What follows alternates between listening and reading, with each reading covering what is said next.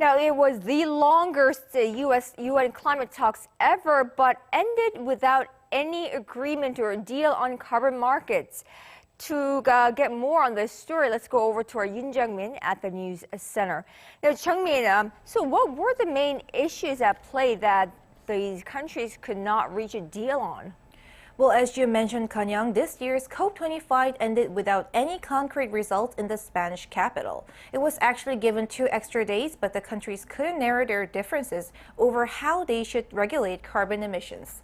The Madrid talks were aimed at cutting greenhouse gas emissions more rapidly to reinforce the 2015 Paris Climate Agreement.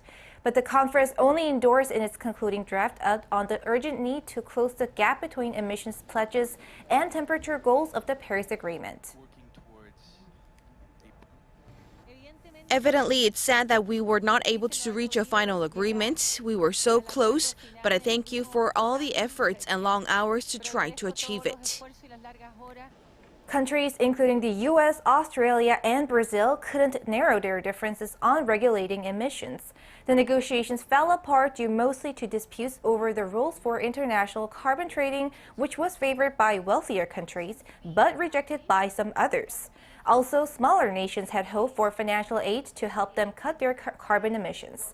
As the talks wrapped up without a particularly fruitful outcome, the carbon-reducing plan will be discussed again next year at the COP26 in Glasgow.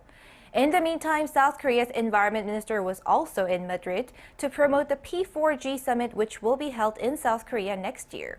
The summit will bring together world leaders, experts, and regular citizens to discuss green growth.